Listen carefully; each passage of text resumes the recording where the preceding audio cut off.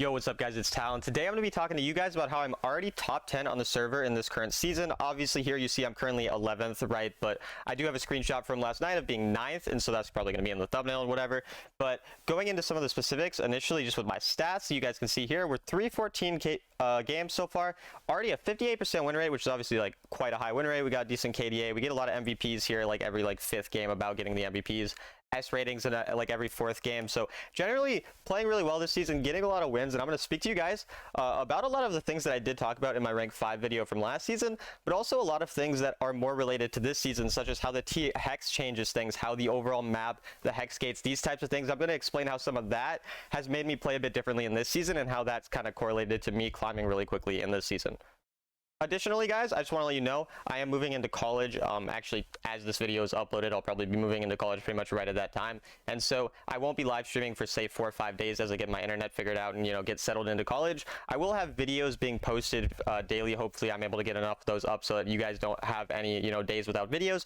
But just letting you guys know that small update. I may start posting maybe just 3-4 times a week instead of every day, but I still definitely plan on posting a lot of coachings, posting a lot of gameplay stuff, and just general things to help you guys get better. So without further ado, let's get right into the video.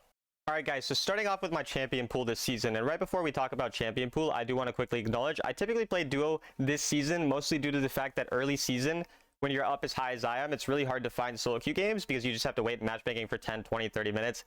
So typically when I duo with someone who's a rank below me, I'm able to find games quicker. I have in previous seasons climbed solo queue, just like last season when I hit rank 5, I went from 100 to 163 marks, playing only solo queue. In previous seasons, I've hit challenger when challenger was the highest ranked solo queue only. But this season, duo queue has been the way to go, and typically duo queue is going to make it easier to climb in comparison to solo queue. So always if you can find a duo, try to, but playing solo queue is totally possible to climb as well, as I've proven in the past. So now moving on to the champion pool. Initially we have Tristana. This is my go-to ADC champion typically. The reason that I like Tristana so much is that she has really good ability to get gold. I have 853 gold per minute on her, which is very high for an ADC. She can split push very effectively. She's very good at farming. She scales really well, and she still has good damage in the early game. If your teammates do make plays for you, you can follow up very nicely. Now on to support. I'm typically playing Thresh. Once again, I'm playing autofill, so obviously I'm playing every role. The reason that I play Thresh, he's obviously one of my best champs. I've been rank 1 on Thresh multiple times. He has really good CC. Good playmaking potential. He's tanky, yet he's still able to deal decent damage. His laning phase is very strong. He just has he's very versatile. He's very good in nearly every scenario, so I really feel comfortable blind picking him almost always.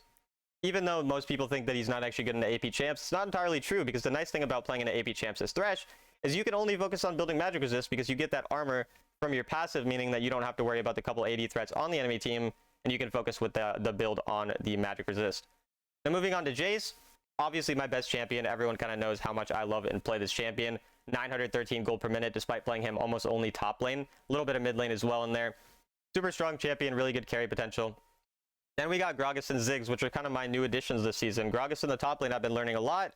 My gold per minute on him is not great. I definitely need to work on my farming on him, but I've still managed to usually win lane and get a good early lead there and kind of use that to win the game and have a 60% win rate. And then Ziggs, because of the T-Hex changes, actually is really strong. Before, when Baron would push all 3 lanes, it would be a lot harder. But now that it's really focused on one lane with the T-Rex, his wave clear is really, really, really good at stalling out games. So he is super strong right now, in my opinion. After that, we have Vines and Zhao as my jungle champs. Jungle's kind of been my role that I've had the least success on this season, but still been doing well. I mean, I have 900 GPM on Xin Zhao and 860 on Vi, and also like 908 on Diana, who's kind of my other jungle champion. So generally still winning a little bit on jungle, but not quite as much as I typically do. Then we got Nautilus as an additional support, and that's kind of my main champion pool so far this season. And I know what you're thinking, wow, that's like 10 champions sound, right? And because of the fact that I play autofill, I do have like 10 instead of, say, like the normal 3 to 4, maybe 2 champions that I would suggest you guys to play if you're just playing one role. Again, the typical rule I would say is 2 to 3 champs per role is going to be the most effective to climb and win really effectively. Alright guys, so now let's move on to the gameplay portion of things and kind of some of the differences this season compared to last season. I spoke in my rank 5 video about a lot of the important things for climbing, such as mindset, the general way I think about the game, and a lot of my most important tips for climbing, so I definitely recommend checking that out. However, some of the new things this season are, of course, the T-Hex map changes, right? And so initially starting off with the new heralds, right? The turret, as well as the, I like to call them termites. I think they're called the Hextech Mimics. They're kind of like termites, but those are still quite strong, and in my opinion, still stronger than dragons. And I do explain in one of my coaching videos why I think that they're still stronger. But long story short, you get more gold value out of these still compared to the dragons. And the only real argument for dragons is that you potentially get the soul. But the reality is, if you get the soul, you're already probably going to win the game, because that means that you won 3 straight dragon fights. And so these things are still really good, especially the turret. The way that the turret works that's kind of different than the herald is it can still take a full turret the same way that a herald could, but it takes a lot longer to do that. Meaning when you're contested, it's going to be a lot less effective to actually drop it, which means you don't want to drop it mid lane all the time the same way that you would be dropping the herald mid lane typically when you get it, right? Typically when you got the herald, it going mid lane was the best option, because you would break a mid turret and open up the entire map. And if you're uncontested and you can do that with the turret, it's still going to be good. But a lot more often, it's going to be less contested to do it on the top lane or on a bot lane. It's also going to allow you to dive oftentimes and then take an easy kill there in the bot lane and just snowball and get that first turret. So that's the only real difference with the turret. And then with the termites, it's really important to try to synergize with one of your teammates to use your termites that you get as the jungler, and then also use the termites that you get on, the lane at the same time. That way you get 6 straight ones, getting you usually 2-3 plates, oftentimes allowing you to kill a turret if it's just a little bit low, and then allowing you to, again, dive someone or get a lane really far ahead. So that's why generally I'm still going to prioritize these new heralds in comparison to the dragons. So that's going to be the first main thing that I've been doing this season. All right, now the second major change is, of course, the T-Hex.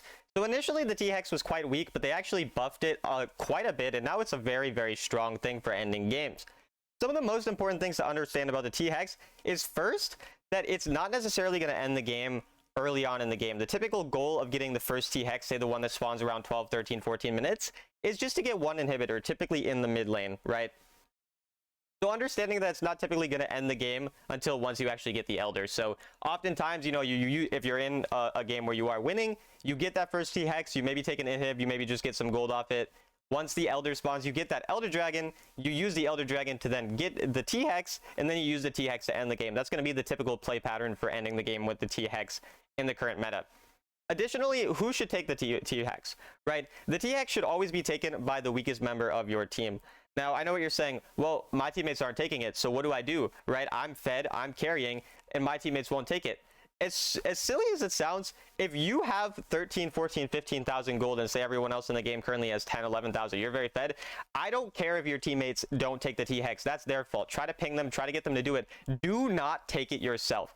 The problem with doing this is then you have no combat power, and the enemy can take a 4v5 against you with a T-Hex that basically is useless in combat in comparison to you being a very fed, Xin Zhao or a fed whatever champion, right? So you do not want to be taking it when you are ahead.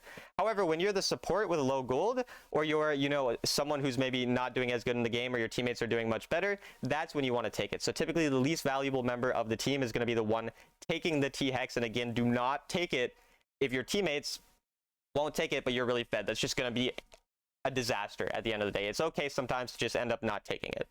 And then another small note on the T-Hex is make sure that you wait until the minions get under the tower before using the ultimate on the tower. The ultimate shreds the tower, but only if minions are under the tower, because when a minion is under the tower, the resists of that tower are lowered. Therefore, you need to wait until the minions are actually under it, and then use your T-Hex ultimate when you are operating the T-Hex to take that tower extremely quickly. And also, if you're on the enemy team, or on the team where they have T-Hex, right, and one of their strong members takes the T-Rex, then this is going to be a perfect opportunity for you to seize a fight. In the same way that I told you I don't want you taking the T-Hex when you're really fed, if they end up, taking it stupidly the same way that I was saying that you should not, well, then this is a scenario to look for a possible turn on the game, because they're not going to have their fed member to fight, and you can essentially have a 4v5 fight, which will be much, much easier to win in comparison to if they did not have the T-Hex, strangely enough.